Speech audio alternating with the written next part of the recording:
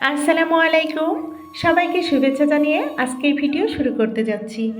আজকের রেসিপি পাকা চালতার আচার। কিভাবে তেল ছাড়া এই সহজ আচার রেসিপিটি অল্প উপকরণেই তৈরি করা যায় সেটাই শেয়ার করতে যাচ্ছি।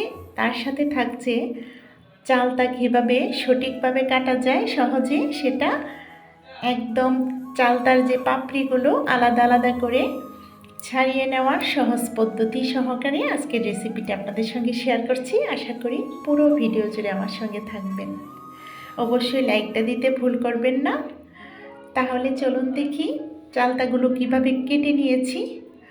সবার প্রথম এখানে পাকা চালতা, খুবই পরিপক্ক এই চালতাগুলো, এই জন্য কিন্তু একটু হলুদ বর্ণ হয়ে গেছে। তো আমি অনেকগুলো কেটে ফেলেছি, এরপর আমি দেখিয়ে দিচ্ছি। তারপরে ভাবলাম যে একটা শেয়ার করি। প্রথমে কাটার সময় আসলে আমি ভিডিও করিনি, তো যদি কারো উপকারে আসে এভাবে আমরা পাপড়িগুলো ছাড়িয়ে নেব। দেখুন ভিতরের আঁশটুকু ছাড়িয়ে নিয়েছি এবং উপরের আঁশগুলো ছাড়িয়ে নিয়েছি, আর একদম আস্তে আস্তে একদম পাপড়িগুলো ছাড়িয়ে নিয়েছি। চালতাতে কয়টা পাপড়ি থাকে অনেকেই কিন্তু আমরা জানি না। তো আজকের ভিডিওটা যদি দেখুন তাহলে অবশ্যই আপনারা জেনে যাবেন যে চালতার পাপড়ি কয়টা থাকে। তো যেগুলো কেটে নিয়েছিলাম সেগুলো পর্যাপ্ত পরিমাণ নর্মাল পানিতে ভিজিয়ে রাখলাম, তা না হলে কিন্তু একটু কষ ছেড়ে দিয়ে কালারটা অন্যরকম হয়ে যাবে, কালচা বর্ণ ধারণ করবে কিংবা লাল বর্ণ হয়ে যাবে। এখন আমি চালতাগুলোর যে পাপড়িগুলো কিভাবে কাটা যায় সহজে সেভাবে দেখিয়ে দিচ্ছি। চালতাগুলো কিন্তু একদম পরিপক্ক, খুব শক্ত, সেজন্য আমি বটির সাহায্য নিচ্ছি। অবশ্যই বটি দিয়ে করতে হবে, নাইফের সাহায্যে করলে কিন্তু হাত কাটার একটা চান্স থাকে কিংবা অনেক হার্ড হয়ে যাবে। তো দেখুন প্রথম যে কুশটা বা পাপড়িটা সেটা কিন্তু ছাড়িয়ে নিয়েছি। আর চালতাগুলো আসলে আমার সময়ের অভাবে গড়ে থেকে অনেকটা উপরে একটু কীরকম হয়ে গেছে, তো উপরেরগুলো আমি ফেলে দেব। তো যখন কাঁচা চালতাগুলো থাকে কিংবা এগুলো একদম ফ্রেশ থাকে তখন কিন্তু আমরা এই উপরের পাপড়িগুলো নিয়ে নিতে পারি। একটু শুকিয়ে গেছে, আমার একটু সময়ের অভাবে কিন্তু করাটা হয়ে ওঠেনি। তো এই যে দেখুন দ্বিতীয় যে পাপড়িটা সেটাও ছাড়িয়ে নিয়েছি সহজেই। আর যারা দক্ষ আছেন তারা চাইলে কিন্তু নাইফের সাহায্য করে নিতে পারেন। এটা আসলে বলে বোঝানোর কিছু না, একটু দেখে বুঝে নিতে হবে। এই যে আমি 3 নাম্বার যে চালতার পাপড়িটা সেটা কিন্তু ছাড়িয়ে নিচ্ছি, একটু শক্ত করে ধরে নিতে হবে। চালতা গায়ে কিন্তু একটু পিচ্ছিল ভাব থাকে, অবশ্যই প্রথম অবস্থায় আমরা ধুয়ে নেব। এই যে 3 নাম্বার কোষটা বা পাপড়িটা খুলে নিয়েছি। এখন কিন্তু যে আটিটা বা বোটাটা থাকে, শক্ত যে একটা অংশ থাকে, সেই মাছ বরাবর শক্ত অংশটা দুই সাইডে কিন্তু আমি বটির সাহায্যে কেটে নিয়েছি। দেখুন দেখিয়ে কিন্তু বুঝে নেবেন খুব সহজেই। এই যে দেখুন আমি দুই সাইড থেকে কেটে তারপর শক্ত অংশটুকু ছাড়িয়ে নিয়েছি। ভেতরে কিন্তু আর একটু আছে বিচির অংশটুকু বা আটির অংশটুকু,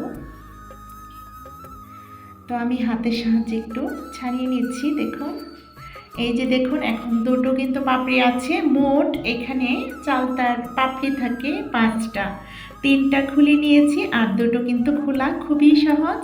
এই যে দেখুন দুটো কিন্তু খোলা হয়ে গেছে, দুটো পাপড়ি খুব সহজে খুলে নিয়েছি। এখন আমরা আমাদের পছন্দ শেপে কেটে নিতে পারি। আমি এখানে ফালি আচার তৈরি করব, যেটা আস্ত আস্ত থাকে বা একটু ফালি করা থাকে, সেটাই ফালি আচার বলা হয়। একদম স্কুল গেটের মামাদের মতো করার চেষ্টা করব। তা আমি এখন যে ভেতরের যে একটা আবরণ থাকে সেটা শক্ত আবরণটা কিন্তু উঠিয়ে নিচ্ছি। আর ভেতরে কিন্তু অনেক আঁশের মতো একটা কী যেন থাকে, সেটা ছাড়িয়ে নিলাম হাতের সাহায্যে। একদম বাটির মতো ভেতরের দুটো গর্তযুক্ত, চাইলে কিন্তু আমরা 2 টুকরো করে কেটে নিতে পারি। আর এই যে উপরের যে পাপড়িগুলো সেগুলো যেগুলো নেওয়ার ছিল সেগুলো নিয়ে নিয়েছি। উপরের যে সবুজ কিংবা একটু শক্ত আবরণ বা খোসাটা আছে সেই খোসাটা আমরা বটির সাহায্যে ছাড়িয়ে নেব। এই যে দেখুন ভেতরের যে আবরণটা সেটা কিভাবে ছাড়িয়ে নিতে হয় সেটাও দেখিয়ে দেব। উপরের আবরণটা ছাড়িয়ে নিচ্ছি, সবুজ অংশটুকু একটু শক্ত টাইপের থাকে, এটা ছাড়িয়ে নেওয়াটাই ভালো। উপরের 2 বা 3টা পাপড়ি থেকে শক্ত আবরণটা ছাড়িয়ে নিলেই হবে, আর ভেতরের যে 2টো আছে সেটার আবরণটা ছাড়ানোর কোনো প্রয়োজন নেই। ভেতরে 2টা পাপড়ির কথা বলছি, যে পাপড়িগুলো আছে সেগুলোর উপরের আঁশগুলো ছাড়িয়ে নিতে হবে না, আঁশ খোসা যে যেটাই বলুন না কেন। এই যে দেখুন, তো এই যে অংশটুকু আমি সবুজ অংশটুকুই শুধু ছাড়িয়ে নিয়েছি, যেটা ভেতরে থাকে একটা পাপড়ির উপরে আর একটা পাপড়ি লেয়ার বাই লেয়ার থাকে, সেইগুলো সাদা অংশগুলো ছাড়ানোর কোনো প্রয়োজন নেই। এই যে একটু শক্ত অংশ আমরা কেটে ফেলে দেব। আমি কিন্তু বরাবরই টিপস সহকারে সহযোগিতা আপনাদের সঙ্গে শেয়ার করি, আজও কিন্তু চেষ্টা করছি একটু ধৈর্য সহকারে আপনাদের এই ভিডিওটা দেখলে উপকারে আসবে আশা করছি। ভিডিওটা একটু বড় হয়ে গেছে, যতটুকু আমি কাটছিট করে রাখতে পেরেছি ততটুকু রেখেছি। এই যে দেখুন, আবারও আমি সহজভাবে বুঝিয়ে দিচ্ছি। ভেতরের যে পাপড়িগুলো, 2টো পাপড়ি সবুজ অংশগুলো আমরা কেটে নেব, আর একটা আমি এভাবে পাপড়িগুলো ছাড়িয়ে নিয়েছি। আর এই যে ভেতরের যে আবরণটা, শক্ত আবরণটা সহজেই কিন্তু আমরা খুলে নিচ্ছি। এভাবে দিলে হয় কি, আচারটা খুব সফট হয়, খেতেও সুস্বাদু হয়। এই শক্ত জিনিসটা থাকার কোনো মানে হয় না, সেজন্য আমি এটা ফেলিয়ে দিই। তো এটা আমরা কিন্তু খাট্টাও তৈরি করি বা টক রান্না করি, ডালে দিই, অনেক সময় মাছ দিয়ে রান্না করি। এটা আমি অনেক সময়, বেশিরভাগ সময়ই ফেলে দিই। একটু পরিপক্ক হলে একদম কচি যেগুলো সেইগুলো ফেলে দেওয়ার কোনো প্রয়োজন নেই। দেখুন এভাবে অনায়াসে আমি সহজেই কিন্তু প্রত্যেকটা চালতার যে কুশ থেকে এই পর্দার মতো বা স্কিনের মতো যে একটা আবরণ সেটা ফেলে দিচ্ছি। আমি 2 টুকরো করে কেটে নিয়েছি, ভেতরেরগুলো থেকেও একটু ছোট করে নিয়েছি। তো এখন পর্যাপ্ত পরিমাণ নর্মাল পানি দিয়ে বেশ ভালোভাবে ধুয়ে নেব। পানি দিয়ে রাখতে হবে, তা না হলে কিন্তু কষ ছেড়ে দিবে। এখনো পর্যন্ত যারা ধৈর্য সহকারে আপনাদের মূল্যবান সময়টুকু নিয়ে আমার সাথে আছেন, লাইকটা দিতে ভুলে গেছেন, প্লিজ লাইকটা দিয়ে পুরো ভিডিওটা জুড়ে আমার সঙ্গে থাকার বিশেষ অনুরোধ রইল। তো সমস্ত চালতাগুলো ভালোভাবে বেশ কয়েকবার ধুয়ে নিয়েছি। ধুয়ে নেওয়ার পর একটা বড় আকারের কড়াইতে রেখে দিয়েছি, সেদ্ধ করে নেব। পানি দিয়ে দিয়েছি, পর্যাপ্ত পরিমাণ পানি দিয়ে আমি এটা ভাপিয়ে নেব বা সেদ্ধ করে নেব ঢেকে।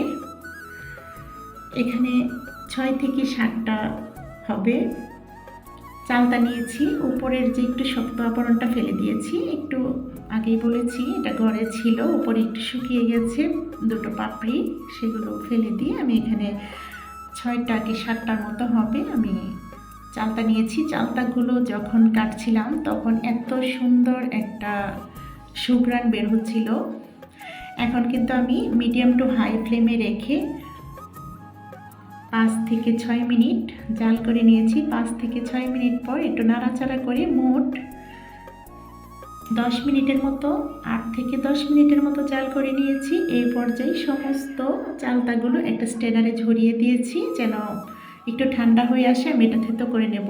এরই মধ্যে আমি কিন্তু ঠান্ডা হতে হতে একটা মশলা তৈরি করে নিচ্ছি। আচারে 5 ফোড়ন আছে, এখানে মৌরি আর সরিষা একটু বেশি দিয়ে দিয়েছি, আর শুকনো মরিচ, তেজপাতা, এগুলো শুকনো খোলায় টেলে নিয়ে আমরা গুঁড়ো করে নেব।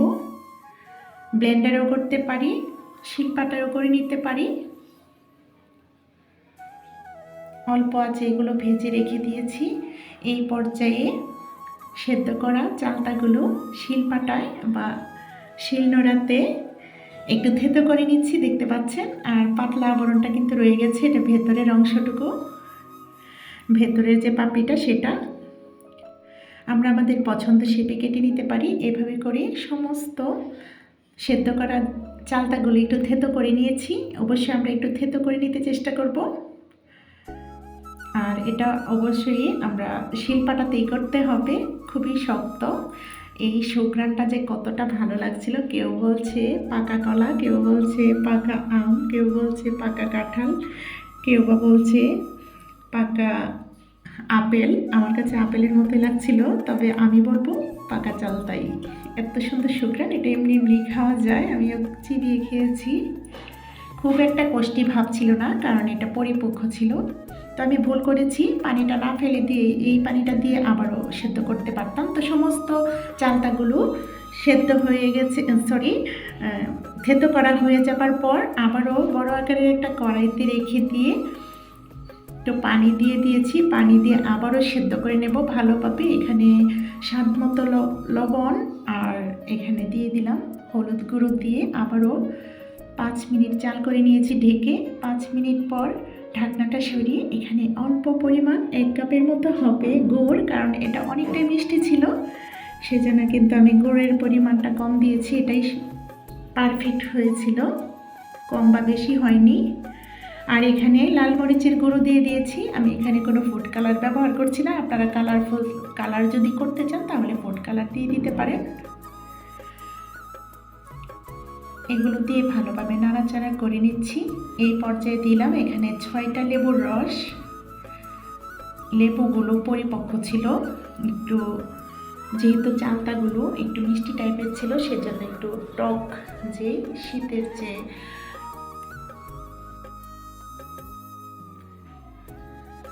লেবুগুলো, সেই লেবুগুলো কিন্তু দিয়ে দিয়েছি। অনেকটাই টক ছিল, আপনারা চাইলে এখানে তেঁতুলের কাঠ দিতে পারেন। এখন দিয়ে দিলাম যে মশলাটা গুঁড়ো করেছিলাম, সেখান থেকে অর্ধেকটুকু দিয়ে দিলাম। দিয়ে ভালোভাবে নাড়াচাড়া করে গা মাখা করে নিচ্ছি সমস্ত চালতার সঙ্গে। ভালোভাবে মিশিয়ে নেব। একটু আগে আগে দিয়ে দিয়েছি, সেটা আমি আরও বাকি যেটা আছে সে পরে ব্যবহার করব। এখানে হাফ কাপের চাইতে কিছুটা কম হবে, মানে 1 কাপের 3 ভাগের 1 ভাগ হয়েছে মশলা। তো আমি এরই মধ্যে কিন্তু একটু চেকে দেখেছিলাম, একটু মিষ্টির ভাবটা বেশি ছিল, ঝালের ভাবটা কম ছিল। টক ঝাল মিষ্টি যেহেতু আচারটা, সেজন্য কিন্তু আমি আবারও একটু মরিচের গুঁড়ো দিয়ে দিয়েছি। দিয়ে নাড়াচাড়া করে নিয়েছি। এইবার দিয়ে দিলাম 2 টেবিল চামচ পরিমাণ ভিনেগার। এটা না দিলেও চলবে, লেবুর রস দিয়েছি যেহেতু, তো অল্প পরিমাণে দিয়ে দিলাম বেশ কিছুদিন রাখার জন্য। এরপরে এখানে বিট লবণ দিয়ে দিয়েছি 2 টেবিল চামচ পরিমাণ। আর বাকি যে মশলাটুকু ছিল অল্প একটু রেখে দিয়ে তারপরে এখানে রেখে দিয়েছিলাম অর্ধেকটুকু দিয়ে দিলাম। বাকি যতটুকু রেখেছিলাম সবটুকু দিয়ে আবারও নাড়াচাড়া করে নিচ্ছি। ভালোভাবে নাড়াচাড়া করে নেব।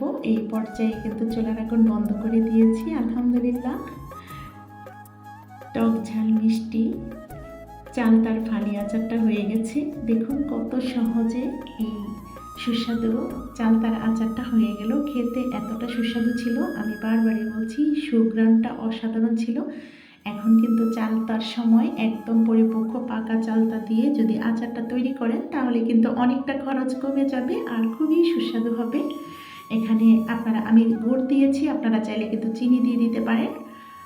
তো আসলে আমি থামলেনের জন্য একটু আবারও ছিটিয়ে দিয়েছিলাম মশলা, আচারের মশলা। থামলেন দেখলাম যে না, ভালো লাগছে না, সেজন্য বোঝা যাচ্ছিল না, সেজন্য আমি থামলেনের জন্য আবারও এভাবে নিয়ে নিয়েছি। আশা করি আজকের রেসিপিটি আপনাদের ভালো লেগেছে। যদি ভালো লাগে এই চালতার আচারটা চালতা ফুরিয়ে যাবার আগে একবার হলেও তৈরি করুন। আর এই ধরনের বাঙালিয়ানা টিপস সহকারে নতুন নতুন রেসিপি পেতে চাইলে অবশ্যই লাইক, কমেন্ট, শেয়ার করতে ভুলবেন না। চ্যানেলটাকে সাবস্ক্রাইব করার বিশেষ অনুরোধ রইল। তো পরবর্তী ভিডিও দেখার আমন্ত্রণ রেখে আপনাদের সবার সুস্বাস্থ্য কামনা করে আজকের মতো ভিডিওটা এখানেই শেষ করব। সবাই ভালো থাকবেন, সুস্থ থাকবেন, আমাদের পাশে থাকবেন, আমাদের জন্য দোয়া করবেন। বাড়ির ছোট ও বৃদ্ধদের প্রতি বিশেষ যত্নশীল হবেন। আল্লাহ হাফেজ। আসসালামু আলাইকুম।